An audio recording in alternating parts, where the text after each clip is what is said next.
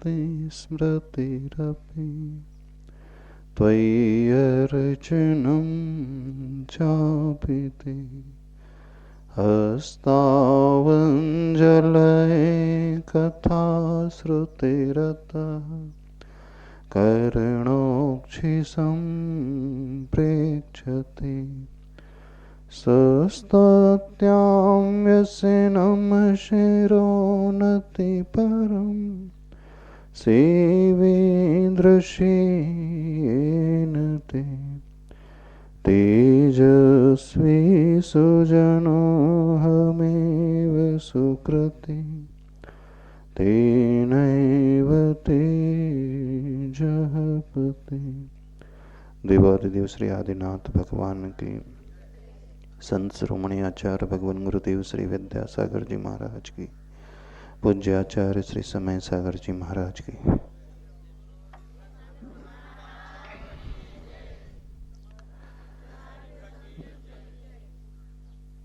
कल हमने देखा, ये समझा,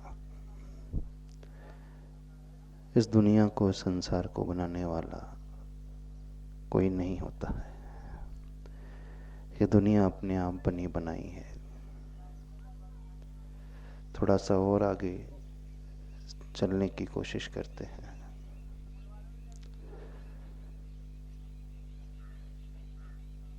सम्यक दर्शन की बात करें, विश्वास की बात करें, दूसरों पर विश्वास बाद में, स्वयं के अस्तित्व पर विश्वास पहले होना चाहिए। याद करें, जब आपका जन्म हुआ था तब आप कैसे थे। उम्र बढ़ती है, 2 साल के हो जाते हैं, तब आपका शरीर कैसा हो जाता है। 5 वर्ष का जब वो बालक हो जाता है, उसकी हाइट बढ़ जाती है। 10 वर्ष का हो जाता है, वो और बड़ा हो जाता है। 20 वर्ष का युवा हो जाता है, पूरे चेंजेस उसके शरीर में आ जाते हैं। जैसे जैसे उम्र और बढ़ती है, हड्डियों में परिवर्तन, बालों में परिवर्तन, ऊंचाई में परिवर्तन, वेट में परिवर्तन हो जाता है। पहले दिन की फोटो, 1 साल के बाद की फोटो, 10 साल के बाद की फोटो, एक ही फोटो रहती नहीं रहती। युवावस्था की फोटो, जवानी की, वृद्धावस्था की, बालक की फोटो एक जैसी रहती। व्यक्ति एक ही रहता है कि अलग रहता है? अरे, जब फोटो बदल रही है तो व्यक्ति नहीं बदल रहा। फोटो बदल रही है ना। एक दिन का बालक जो, उसकी फोटो कैसी रहती? 5 साल के बालक की फोटो अलग रहती कि नहीं? आप कैसे कह सकते हो कि जो 1 साल वाले आपकी फोटो थी वो आप ही हो? किसने बताया आपको? कौन पता था कि वो आप ही की फोटो थी? किसी और बच्चे की फोटो दिखा दी जाए तो? जस्ट आपका जन्म हुआ है और उसमें फोटो खींच लेते हैं। पहले तो फोटो नहीं खींचते थे, लेकिन अब तो सबके पास मोबाइल आ गया है ना। हर माता पिता अपने बच्चे की हर दिन की नई नई फोटो खींचते हैं। कुछ ऐसे भी पेरेंट्स होते हैं, हर हफ्ते की फोटो खींच करके अपलोड कर लेते हैं स्मृति का विषय बनाने के लिए। हर महीने की फोटोग्राफ। तो आपको कैसे विश्वास हो जाता है कि वो आपकी ही फोटो थी, जबकि आपका चेहरा बिल्कुल मैच नहीं करता? करता है मैच? सब कुछ बदला रहता है, फिर भी आप मानते हो कि आप वो ही हो। बदलने का अर्थ है हमारी हड्डी बदल जाती है, हमारी स्किन बदल जाती है।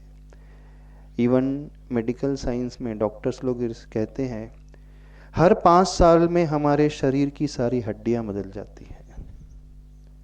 जो हड्डी 5 साल पहले थी वो हड्डी अब नहीं रहेगी। हर 2 महीने 2.5 महीने के पीरियड में हमारी लीवर की लाइनिंग्स, उसके सेल्स बदल जाते हैं, हमारी किडनी के सेल्स बदल जाते हैं, हमारी चमड़ी बदल जाती है। ऊपर से वो एक जैसी दिखती है, लेकिन वो एक नहीं रहती है, वो नई ही होती है। 5 साल के भीतर भीतर होते होते व्यक्ति एक नए ही शरीर को धारण कर लेता है, लेकिन वो कहता है कि ये मैं ही हूं, है ना। हमने किसी बच्चे को, किसी बड़े को ये कहते हुए नहीं सुना कि मेरी फोटो नहीं है, मैं नहीं हूं, मैं तो कुछ अलग हूं। तो प्रति समय शरीर में परिवर्तन हो रहा है, सब कुछ बदल रहा है। 8 साल की अवस्था और 80 साल की अवस्था में बहुत बदलाव आ जाता है, फिर भी आप ये कहते हैं मैं हूं, जबकि जो कल था वो आज भी रहना चाहिए था, फोटो भी तो वही रहना चाहिए था ना। जब सब कुछ बदल रहा है तो आप कैसे हैं वो? बताइए, हम कैसे वो ही हम हैं, ऐसे कैसे कह सकते हैं?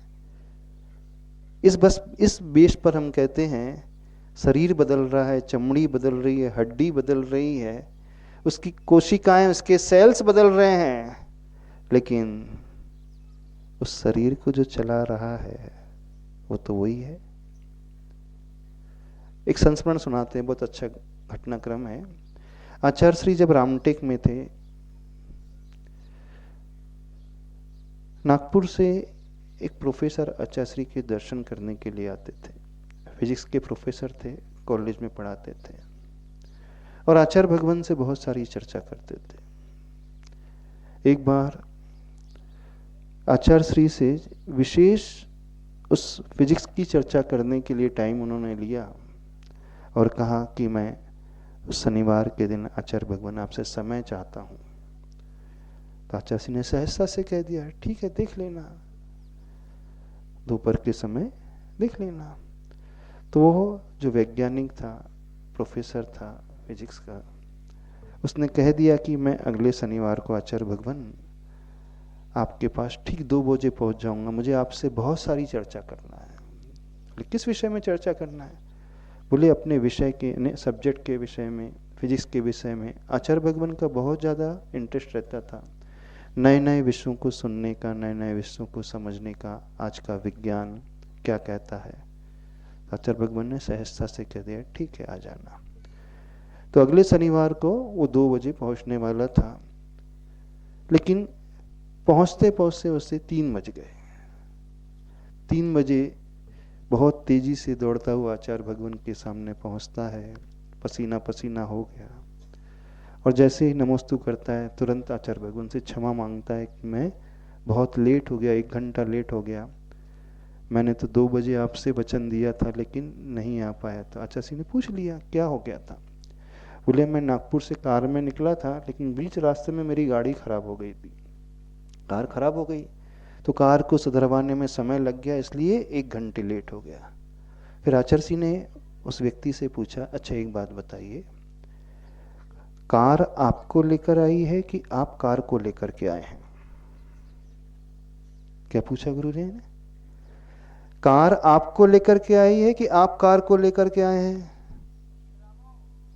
बताइए, कौन किसको लेकर के आया? हाँ, कार उसको लेके आए कि वो कार को लेकर के आए? जब आप गाड़ी चलाते हो तो गाड़ी आपको ले जाती है कि आप गाड़ी को ले जाते हो? क्यों पंकज जी बताओ, कहाँ से माड़ा से कैसे आए हो? गाड़ी से आए हो? कार से आए हो? तो कार ने आपको लाया कि आप कार को लेकर के आए हो? बताओ। अच्छा, आपने कार को लेकर आए हैं, तो उसने भी सहजता से कहा कि मैं कार को लेकर के आया हूं। अच्छा, यदि आप कार को लेकर के आए हो तो फिर लेट क्यों हो गए?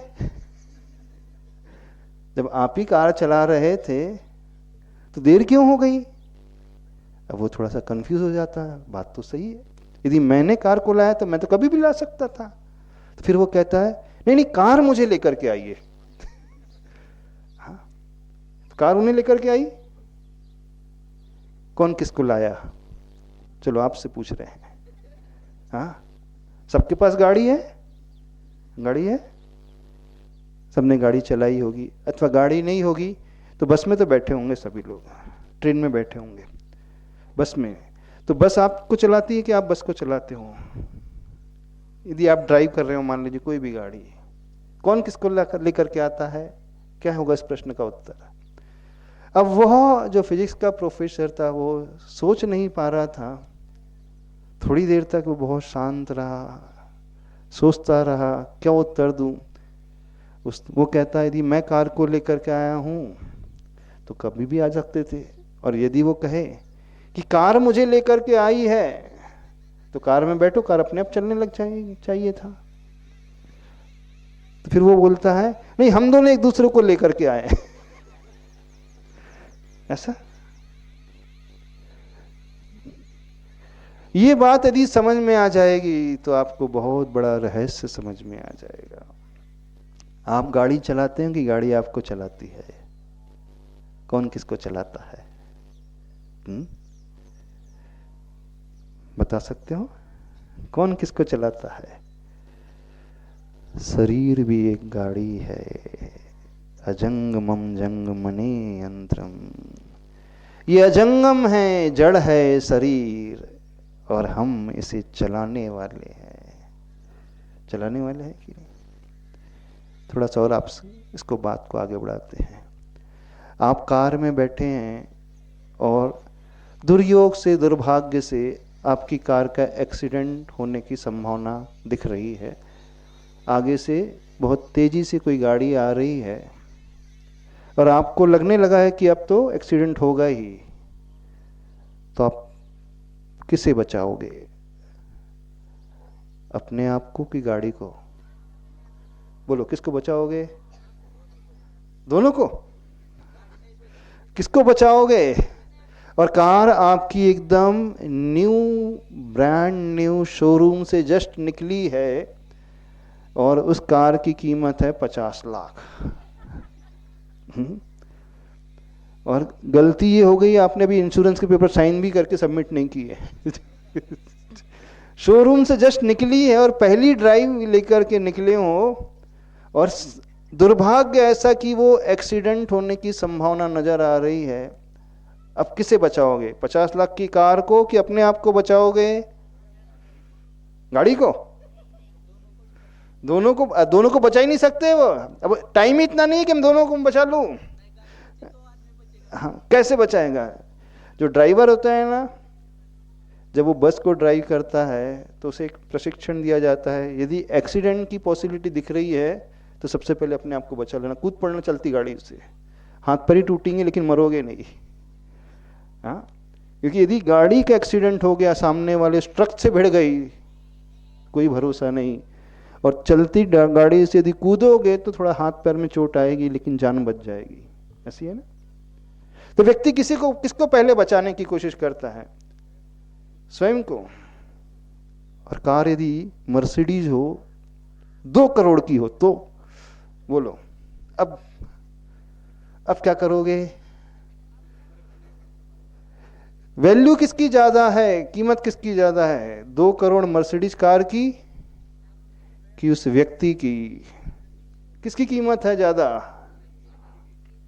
व्यक्ति की। आप किसकी केयर ज्यादा करोगे, कार की कि अपनी केयर? खुद की। आप केयर किसकी करते हो? इस गाड़ी की, किस गाड़ी को चलाने वाले उस व्यक्ति की? किसकी केयर करते हो? शरीर भी एक गाड़ी है ना? गाड़ी है कि नहीं? शरीर को चलाने वाला कौन है? कुछ तो है, कोई तो है जो इस गाड़ी को चलाता है। बताइए, जन्म से लेकर वृद्धावस्था तक आपका शरीर हमेशा बदलते रहता है। कितने लोग हैं शरीर का ही ध्यान हमेशा करते रहते हैं, और कितने लोग हैं उस शरीर को चलाने वाले ड्राइवर का ध्यान करते हैं। इस गाड़ी को चलाने वाले मालिक का ध्यान कितने लोग करते हैं? बताओ, उसकी केयर कितने लोग करते हैं? आप लोग किसकी केयर करते हो? शरीर को नहलाते हो, शरीर को सजाते हो, शरीर को खिलाते हो, शरीर को ठंडी से बजाते हो, शरीर बीमार पड़ जाए तो दवा खाने के लिए डॉक्टर के पास चले जाते हो, है ना? शरीर की चिंता सबको है, और उस शरीर को चलाने वाले उस तत्व की चिंता किसको है? मालिक की चिंता किसको है? अभी तो आपने कहा हम कार को नहीं, पहले अपने आप को बचाएंगे। किसको बचाओगे पहले? किसका ध्यान पहले करोगे? शरीर का कि आत्मा का? अच्छा, कितने लोग आत्मा का ध्यान करते, थोड़ा सा बता, हम देख तो लें, सुन तो लें। आत्मा की केयर करने वाले कितने बैठे हैं यहां? आत्मा का कल्याण करने वाले कितने बैठे हैं यहां? अच्छा, जो बोल रहे हैं हम आत्मा को बचाएंगे, क्या करते हो आत्मा के लिए? क्या करते हो बताओ? आत्मा को भी नहलाते हो, धुलाते हो, सजाते हो, खिलाते हो, पिलाते हो, क्या करते हो आत्मा के लिए? सवेरे से लेकर रात तक आपका सारा समय किसके लिए जा रहा है? किसके लिए? शरीर के लिए जा रहा है कि आत्मा के लिए जा रहा है? जैसे ही उठते हो सो करके, स्नान करोगे, ब्रश करोगे, कपड़े न धोगे, सब करोगे, फिर किचन में जाओगे, भोजन बनाओगे, सुबह से शाम रात तक सिर्फ शरीर शरीर शरीर के अलावा कुछ नजर नहीं आता है। फिर शरीर को विश्राम देना है तो सो जाओगे, फिर एंटरटेनमेंट करना है तो मोबाइल टीवी देखने लगोगे। और आत्मा के लिए कितना समय? बताओ, कीमत किसकी ज्यादा है, गाड़ी की कि मालिक की? शरीर की कि आत्मा की? अच्छा ये बताओ, शरीर आपको चलाता है कि आप शरीर को चलाते हो? कौन किसको चला रहा है? आप शरीर को लेकर के आए हो कि शरीर आपको लेकर के आया है? बोले। अब हम बात उस बात को सामने रख रहे हैं जो आचार्य भगवान ने प्रश्न किया था उस वैज्ञानिक से, उस प्रोफेसर से। आप गाड़ी को लाए हैं कि गाड़ी आपको लाई है? बता सकते हो कौन किसको लेकर के चल रहा है? जो ये बात समझ लेगा वो बहुत बड़े रहस्य को पहचान लेगा अपने जीवन के। विडंबना ये है कि आज तक शरीर को छोड़ कर के कुछ किया ही नहीं है, शरीर के अलावा कुछ चाहा ही नहीं है ना? सवेरे नहा करके आईना देखते हो ना, दर्पण, आत्मा को देखते हो? किसका चेहरा देखते हो? बाल किसके संवारते हो? कुछ लोग आजकल मिरर की आवश्यकता नहीं है, आजकल तो मोबाइल का कैमरा, फ्रंट कैमरा है ना? मोबाइल ऑन किया, फ्रंट कैमरा, हाँ फेस कैसा है, सब बाल ऐसे सहलाते रहते हैं अब तो पहले आईना लगता था, अब आईना नहीं लगता ना। अब तो सबके पास कैमरा है, मोबाइल है, तो उसी से मेकअप भी हो जाता है, उसी से सब कुछ हो जाता है। तो सारा का सारा समय शरीर के लिए जा रहा है, सारा का सारा समय शरीर के ध्यान के लिए जा रहा है। नहीं, वो व्यक्ति ऐसा है अपनी कार को बहुत अच्छे से सर्विसिंग करा रहा है, हाँ, कार वॉश करा रहा है, कार डेकोर के आइटम लगा रहा है, उसमें कोई मिट्टी नहीं लगना चाहिए, धूल नहीं लगना चाहिए, कवर करके रखता है, करता है क्या? और अपनी चिंता करता ही नहीं। तो ऐसा व्यक्ति क्या माना जाएगा? जो अपने आप को ना बचा करके उस गाड़ी को बचाने में, गाड़ी के ध्यान में लगे रहे, ऐसा व्यक्ति क्या माना जाएगा? कौन माना जाएगा? मूर्ख कि विद्वान? क्या माना जाएगा? बोलो, जल्दी से बोलो। विद्वान, ज्ञानी, मूर्ख? तो आप लोग कौन हो? कौन हो? मूर्ख हो? अपने आप मुख से बोल रहा हो? तो मूर्ख बनना है, ज्ञानी बनना है? अच्छा, फिर किसकी केयर करना है? आत्मा की। अब उदाहरण में तो मालिक समझ में आ जाता है, गाड़ी अलग समझ में आ जाती है, लेकिन शरीर रूपी उदाहरण में गाड़ी और मालिक अलग अलग समझ में नहीं आता है ना? हमें क्या लगता है, सबको क्या लगता है, जो शरीर है सो ही मैं हूं, और मैं हूं वो ही शरीर है। तो इसकी भिन्नता समझ में आती है? नहीं समझ में आती। हमारी बात सुनाई दे रही है? सबको सुनाई दे रही? आप लोग किससे सुनते हैं? कान से। हम दिखाई दे रहे हैं? किससे देख रहे हो? जोर से बोलना। बोल रहे हो, किससे बोल रहे हो? मुख से बोल रहे हो? गलत। आप आंखों से नहीं दिखते, आप कानों से नहीं सुनते, आप मुख से नहीं बोलते। यदि ऐसा होता तो जो शव होता है, डेड बॉडी होती है, उसके पास भी आंख है, उसके पास भी कान है, उसके पास भी मुख है ना?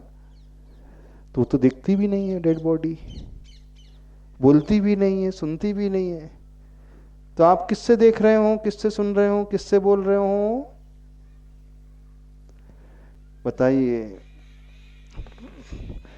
अच्छा, आंखें देखती हैं कि आंखों से देखा जाता है? देखने वाला कौन है? आंख। सुनाई आ रहा है? सुनने वाला कौन है? आपके कान? नहीं। आपने कहा हम कान से सुनते हैं, तो कान तो एक मीडियम हो गया, माध्यम हो गया, पर सुनने वाला कोई और है। आंखों से देखने वाला कोई और है। एक भजन आया ना, एक अखियों के झरोखे से मैंने तुझे देखा, तो एक गाना है। अखियों के झरोका, झरोका मीन्स खिड़की, विंडो। अखियों के झरोका, झरोके से खिड़की से जैसे कोई व्यक्ति बाहर देख रहा है, तो देखने वाला कोई और है, और उसकी खिड़की, उसकी विंडो, उसकी आंख कोई और है ना? तो आप किसकी चिंता कर रहे हो? आंख की चिंता कर रहे हो, कान की चिंता कर रहे हो, मुख की चिंता कर रहे हो, लेकिन उसे कौन देख रहा है जो इस शरीर के भीतर बैठ करके सारी दुनिया को देखता है? उसे कौन सुन रहा है जो इन कानों से सबको सुनता है? उससे कौन बात कर रहा है जो हमारे मुख के माध्यम से बोलने वाला है? हमारी बात समझ में आ रही? तो जो देखता है, जो सुनता है, जो बोलता है, जो महसूस करता है, जो खाता है, जो सूंघता है, जो टच करता है, स्पर्श करता है, वो कौन है? वो हम है ना? वो हमारी आत्मा है, वो हमारा मालिक है। कीमत किसकी है? शरीर की कि आत्मा की? आत्मा की। पक्का विश्वास है? आत्मा की कीमत है। केयर किसकी करते हो आप लोग? जड़ वस्तु की केयर कर रहे हो जिसकी कोई कीमत नहीं है, जो हमेशा चेंज हो रहा है, हमेशा बदल रहा है, बदल रहा है। अच्छा, आपके शरीर की बोली लगाई जाएगी तो कितने रुपए मिलेंगे? हाँ? आपकी चमड़ी की कितनी बोली आएगी? स्किन की क्या काम आएगी? मरने के बाद चलो ठीक है, क्या काम आएगा इस शरीर का, चमड़ी का? कुछ काम आएगा? गाय की चमड़ी तो काम आ जाती है। आपकी चमड़ी की कीमत कितनी है? अच्छा, आपकी हड्डी की कीमत है? हाँ? हड्डी की को बेचने जाए तो कितने की बिकेगी? कितनी कीमत है आपके शरीर की? कितनी कीमत है उस चमड़ी की? कितनी कीमत उस हड्डी की? कुछ भी तो कीमत नहीं है। कीमत किसकी है? कीमत इस शरीर को चलाने वाले की है। तो शरीर को हम चला रहे हैं अथवा शरीर हमें चला रहा है? कौन किसे चला रहा है? कि दोनों एक दूसरे को चला रहे हैं? बताओ, इस प्रश्न का उत्तर दे दो। सबसे पूछ रहे हैं, कौन किसको चलाता है? आत्मा शरीर को चलाती है कि शरीर आत्मा को चला रही है? और सोचो, आत्मा चला रही शरीर को? अच्छा, फिर ध्यान किसका रखना चाहिए? ध्यान किसका रखते हो? अब क्या करना है? सुधारना है। तो जो व्यक्ति सर्वप्रथम इसे स्वीकारता है कि मैं सो शरीर नहीं हूं, शरीर हमेशा परिवर्तनशील है, बदलता है, लेकिन इस शरीर को चलाने वाला जन्म से लेकर वृद्धावस्था तक वही रहता है। वही रहता है ना? हमने पहले बात जो रखी, आपकी एक दिन की फोटो, 1 साल की फोटो, 10 साल की उम्र वाली फोटो, 20 साल की एज वाली फोटो, 50 साल की, 100 साल की एज वाली फोटो, हर फोटो में आपका चेहरा बदला हुआ है। लेकिन चेहरा बदला हुआ होने पर भी आप यही कहते हो कि ये मेरी फोटो है, अथवा ये बच्चे मेरे बच्चे की फोटो है। लेकिन सब फोटो बदली हुई हैं, एक भी फोटो मैच नहीं कर रही एक दूसरे से, फिर भी व्यक्ति वही कहता है। क्यों वो कहता है कि मैं हूं वो अथवा मेरा बच्चा है वो? क्यों ऐसा कहते हो? हमारी पहचान किससे होती है? जो बदलता नहीं है वही रहता है। एक दिन की उम्र में भी वही आत्मा थी, 1 वर्ष की उम्र में भी आत्मा वही थी, 10 साल की उम्र में भी आत्मा वही थी, 20 साल, 50 साल, 70, 80 साल की उम्र में भी आत्मा वही रहती है। आत्मा नहीं बदलती है, लेकिन शरीर हमेशा बदलता रहता है, और जो हमेशा बदलता रहता है वो एक दिन छूट जाएगा, नष्ट हो जाएगा, सड़ जाएगा, गल जाएगा। आप कितना भी इसे नहलाओ, कितना भी इसे खिलाओ, कितनी भी इसकी केयर करो, कितनी भी दवाई आप डॉक्टर के माध्यम से इसे खिलाओ, एक उम्र आने के पश्चात शरीर सड़ने लगता है कि नहीं? दादाजी बताएं कितनी वही कितनी झाली आपली? 78, 83।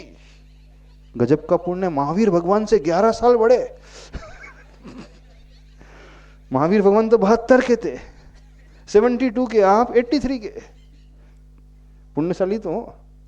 महावीर भगवान से बड़े हो ना आप? दादाजी महावीर भगवान से बड़े हो कि नहीं? नहीं है? बड़े हैं, देखो भगवान से बड़े बैठे हैं यहाँ पे। भगवान महावीर तो 72, ये 83 के, बहुत सारे लोग बड़े हैं।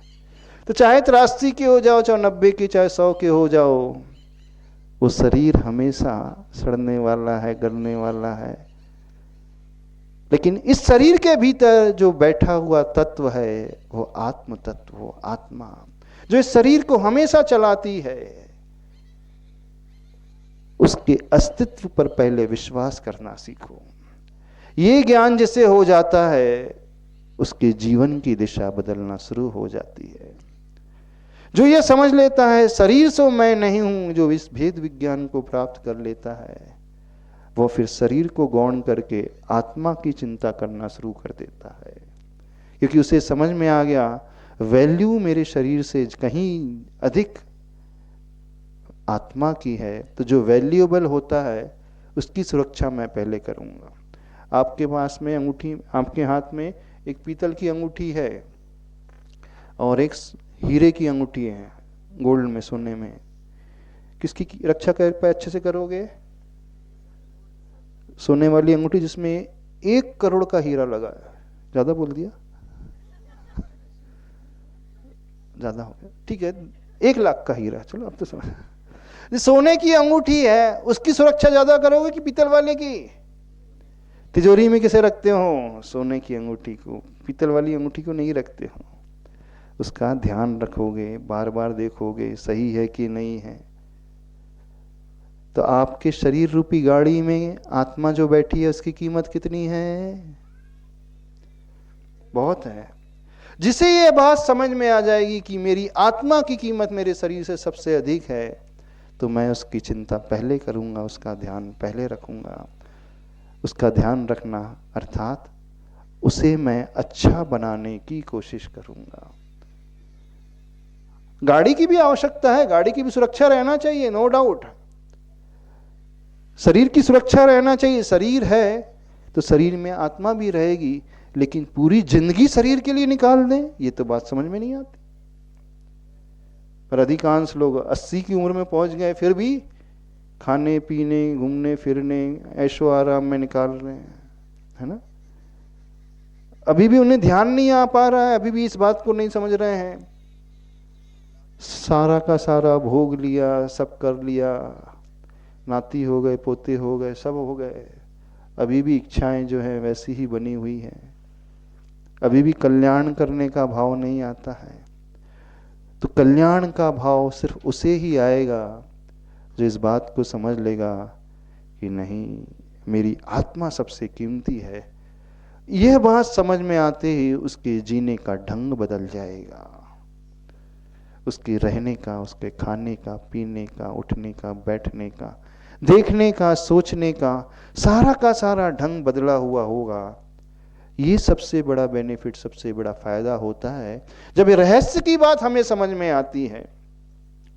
उस व्यक्ति का मोह जो है अपने आप टूटने लगता है।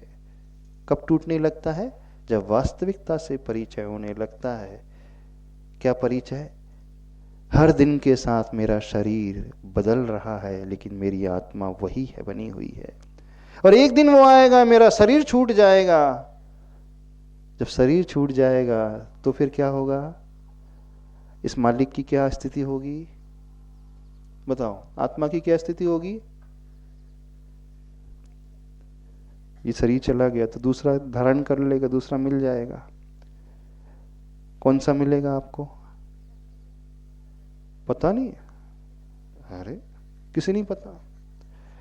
जो व्यक्ति दिन भर मेहनत कर रहा है, रास्ते पे कदम बढ़ा रहा है, हमेशा चल रहा है, उससे पूछो कि पूरी जर्नी हो जाएगी, यात्रा हो जाएगी तो आप कहाँ पहुंचोगे, तो उसे पता रहेगा कि नहीं रहेगा? यहाँ से मुंबई जाना है, कितने किलोमीटर है यहाँ से? 400 है। 400 किलोमीटर की यात्रा है, वो प्रति समय चल रहा है, तो उसे पता है कि एक स्टेज वो आएगी कि मैं मुंबई पहुंच जाऊंगा ना। तो ये नहीं कहेगा कि पता नहीं मैं कहां पहुंचूंगा। कौन व्यक्ति ये कहेगा कि मैं पता नहीं कहां पहुंचूंगा? जिससे ये ज्ञान नहीं है कि मैं कौन सी दिशा में चल रहा हूं, क्या मैं कर रहा हूं, सही कर रहा हूं कि गलत कर रहा हूं। वह व्यक्ति यही कहेगा पता नहीं अगली गाड़ी कौन सी मिलेगी। लेकिन जिसे ये पता है कि मैं सही तरीके से जीवन जी रहा हूं, सही तरीके से कार्य कर रहा हूं, तो वो अवश्य बता देगा कि अगली गाड़ी जो रहेगी इससे भी अच्छी रहेगी। आप लोग कह सकते हो कि आपकी अगली गाड़ी कैसी रहेगी? कुछ लोग बोलेंगे हाँ हम तो कीड़े मकोड़े बन जाएंगे, कुछ लोग नरक पहुंच जाएंगे, है ना? नरक पहुंच जाओगे ना? कई लोग बड़े कॉन्फिडेंस से कह सकते हैं। क्यों? क्योंकि उन्होंने जीवन में पाप के अलावा कुछ किया ही नहीं है, उन्होंने जीवन में कुछ अच्छा कार्य किया ही नहीं है, तो उनको पूरा विश्वास है। हम पहुंचेंगे कहाँ? कहाँ पहुंचेंगे? यहाँ महात्पुर वाले कहाँ पहुंचेंगे? पता नहीं। यदि ये उत्तर आ रहा है पता नहीं, इसका मतलब है हमारे जीवन का ढंग अभी सही नहीं है, जीने का तरीका बिल्कुल सही नहीं है।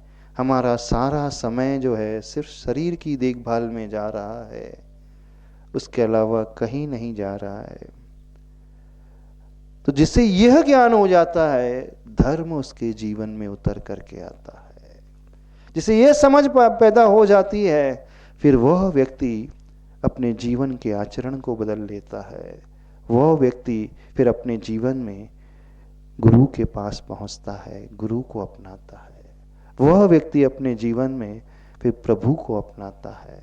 वह व्यक्ति ये सोचता है बहुत सारी उम्र तो निकल गई, अब थोड़ी सी बाकी है, क्यों ना मैं अपने तरीके को बदल लूं। जो अभी तक अच्छे कार्य नहीं किए थे, अब जीवन में अच्छे कार्य करना प्रारंभ कर दूं। आपको अभी तक समझ में नहीं आई? कहां पहुंचोगे? मरने के बाद कहां जाओगे आप लोग? आप ही से पूछ रहे हैं, बता दो। देशभूषण जी कहां जाओगे? सदगति होगी। पंकज जी कहां जाओगे? डाउटफुल है, संदेहास्पद है, शंका है, कह नहीं सकते। ये प्रश्न बीच में बार बार उठने लगे तो समझना बहुत सारी कमी अभी हमारे भीतर है। हम सिर्फ शरीर के लिए जी रहे हैं, शरीर के लिए मर रहे हैं, शरीर को खिला रहे हैं, शरीर के पोषण में लगे हैं, शरीर को संवार रहे हैं। व्यक्ति या तो अपनी गाड़ी की चिंता में लगा रहता है अथवा अपने घर वालों की गाड़ी की चिंता में लगा रहता है ना? परिवार के जितने सदस्य उनकी गाड़ी के बारे में सोचते रहता है। आप सवेरे शाम तक किसके बारे में सोचते हो? अब बच्चे के लिए बनाना है, वो बनाना है, वो खिलाना है, ऐसा लाना है, पति को ये करना, वो करना है, और अपने लिए खाना पीना है। यानी जिंदगी निकल जाती है, व्यक्ति सिर्फ गाड़ी की चिंता में ही लगा रहता है, या तो अपनी गाड़ी है तो दूसरों की गाड़ी में। लेकिन कभी भी ये नहीं सोचता कि गाड़ी को जो चला रहा है उस मालिक की मैं चिंता कर लूं। जिसके मन में विचार आता है वह आत्मा की ओर सोचने वाला होता है।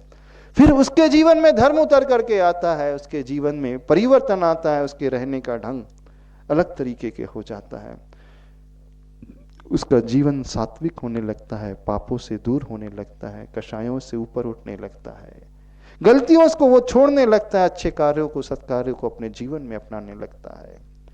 फिर वह देव गुरु शास्त्र का आलम्बन लेता है। लेकिन कौन ये करेगा जिसे ये पूरा विश्वास हो जाएगा कि शरीर सो मैं नहीं हूं, मैं सो शरीर नहीं हूं।